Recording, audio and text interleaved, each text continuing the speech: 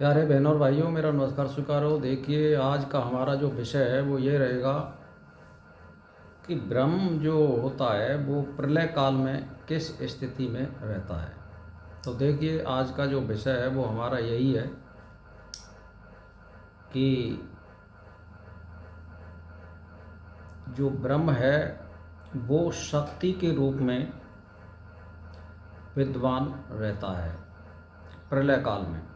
यानी जब केवल अकेला ब्रह्म रह जाता है और प्रलय हो जाती है, इस पूरे ब्रह्मांड में एक भी जीव नहीं बचता है, तो प्रलय काल में ये शक्ति के रूप में रहता है। और जब ये जगत की उत्पत्ति करता है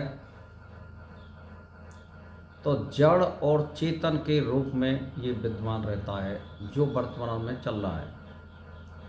यानी जीव भी है और यहाँ जड़ भी है, लेकिन वहाँ पर केवल शक्ति के सिवाय कोई शक्ति वहाँ रहती नहीं है। वहाँ केवल शक्ति का निवास होता है, ब्रह्म का। और जब ये अप्रकट रहता है प्रलय काल में, तब इसको असत कहा जाता है। असत का अर्थ है अप्रकट होना, यानी ना दिखना। और जब ये सत रूप में आता है तब ये प्रत्यक्ष यानी प्रकट होता है। तो ये जो वर्तमान में चल रहा है ये सत बोलते हैं इसको, चाहे वो सतयुग हो या त्रेता हो या द्वापर हो या कलयुग हो। जहाँ पर प्राणियों का बोलबाला हो, अनेक प्रकार के योनियाँ, अनेक प्रकार के प्राणी रहते हों, तो ये सत कहा जाएगा। और इसको प्रत्यक्ष भी कह सकते हैं। तो भाई, हम आप सगरे आत्मा के रूप में प्रकट दिख रहे हैं, तो ये चेतन के रूप में हमें दिख रहे हैं। जब शक्ति का ह्रास हो जाता है, जब प्रलय हो जाती है, तो ये प्राणी एक भी आपको दिखाई नहीं देगा। वहाँ केवल शक्ति के सिवाय कोई नहीं रहता है। इसीलिए अप्रकट को असत और प्रकट को, प्रत्यक्ष को सत कहा जाता है। इसीलिए जब हम ज्ञान के बारे में आते हैं तो वहाँ पर प्रत्यक्ष को सर्वोपर माना गया है। भाई, अनुमान, आगम और प्रत्यक्ष, ये जो ज्ञान होते हैं इसमें प्रत्यक्ष जो है सर्वोपर सत्य माना जाता है, क्योंकि यहाँ पर प्रकट साक्षात्कार का होना बताया गया है, तो इसीलिए उसको सत्य कहा गया है। और वैसे जब सृष्टि की उत्पत्ति होती है तो जितनी ही ये जीवात्मा है आपको दिख रही है, तो ये सभी जो है ब्रह्म का ही रूप है इसमें, और ये ब्रह्म से ही जीवात्मा उत्पन्न होता है। और जब ये माया के चक्कर में पड़ जाता है तो जीव कहलाता है। और यही जीव जब उच्च कोटि के साधन करता है, इच्छाओं से रहित हो जाता है, चित्तवृत्ति निरोध हो जाती है और एक तरह से परमात्मा में वो लीन रहता है, तो एज ये ब्रह्म माना जाता है। तो यहाँ पर उसकी मुक्ति हो जाती है।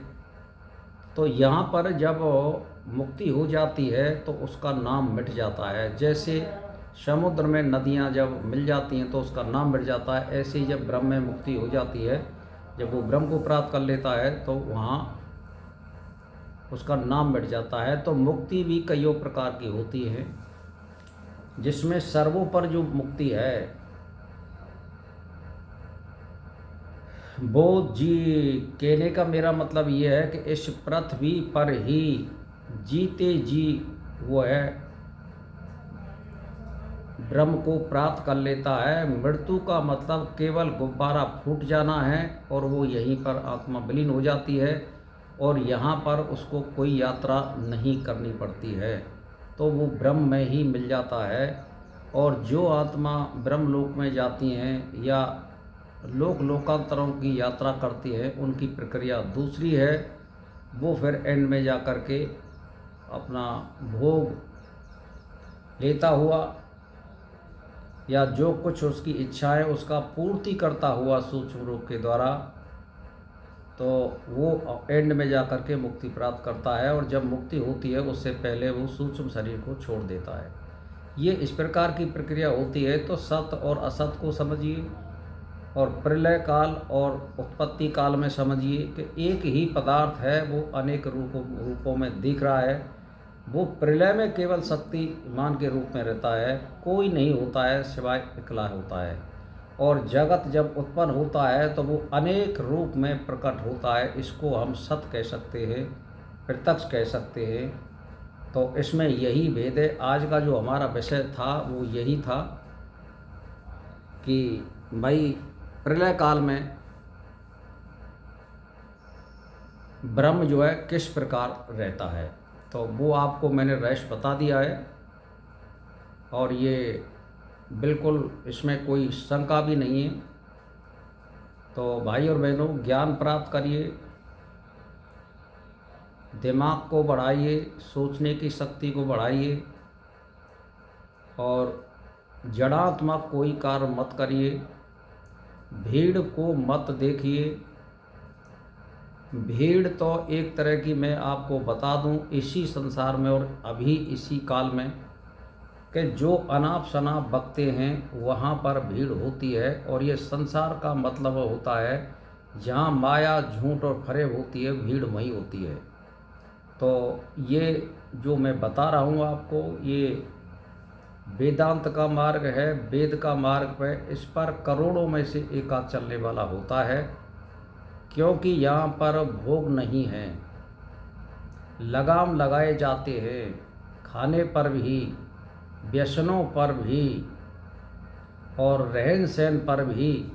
तो फिर इस मार्ग में कोई आने वाला नहीं है, ना इस पर चलने वाला है। हाँ, सूरवीर होते हैं, वो चलते हैं और साधना करते हैं और कराते हैं। तो भाई और बहनों, मेरा इसी के साथ नमस्कार स्वीकार हो।